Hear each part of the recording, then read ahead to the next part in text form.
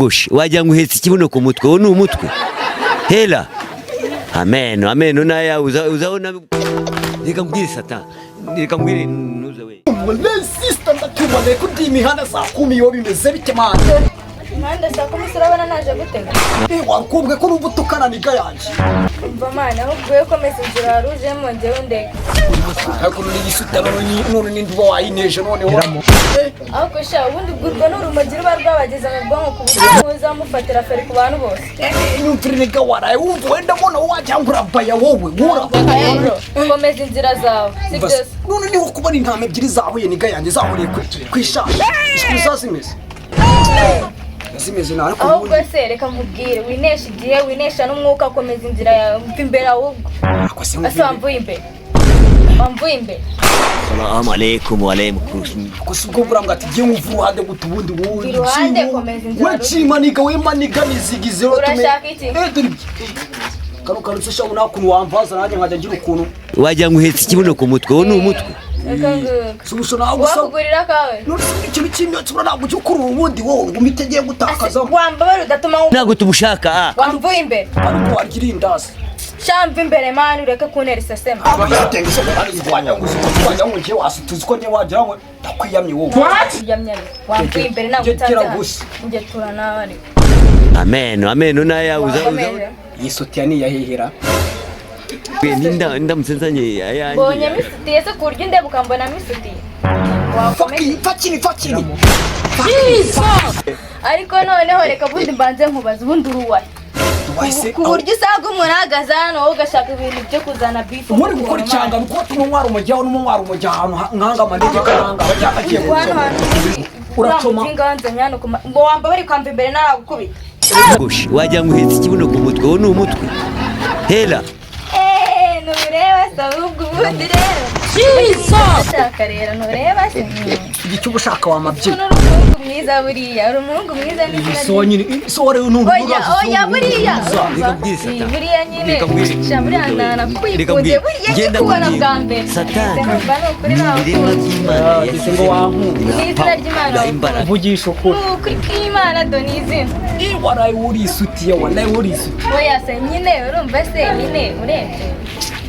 Nagira ngo nyine ndebe ikintu banze kwitwara ariko nyine Sophie nakunze biraho. Wampunze. Nuskuri subije. Gasoro. Sigara nibyo bigambo bya wari ufite n'ubundi nje kuguteta n'ubu wampunze. N'ubundi nushaka kugenda irindazi.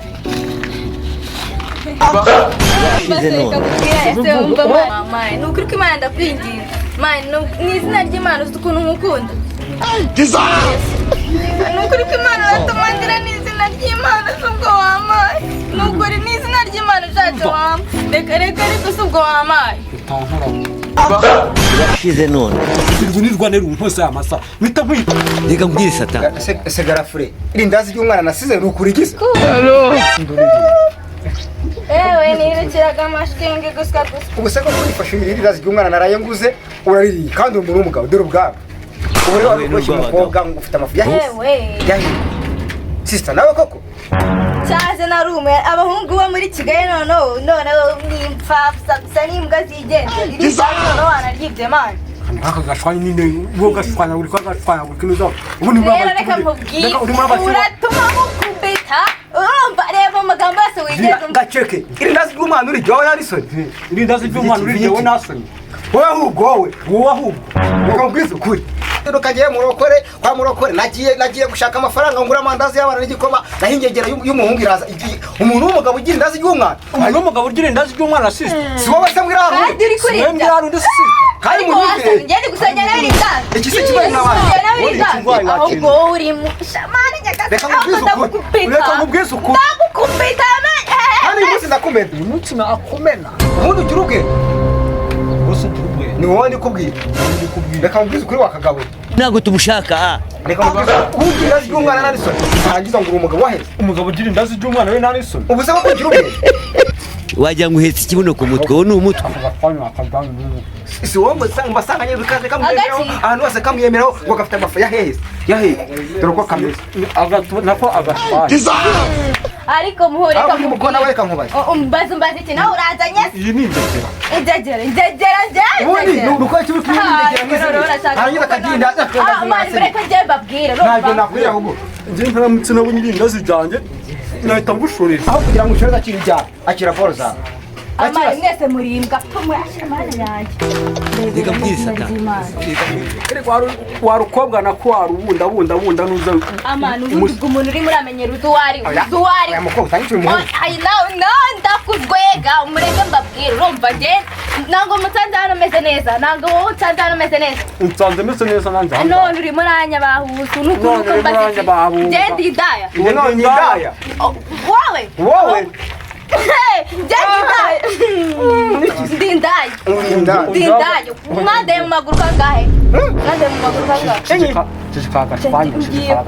kubita noneho kubura umva ngiye kubakubita noneho kubita umwana w'ikibungo ngewe buriya umwana w'ikibungo ngewe buriya itamutanshira ishanete kirisi ishanete kirisi yizi ubu shanete kugura 300 banzuzurere reka dukize intambara reka dukize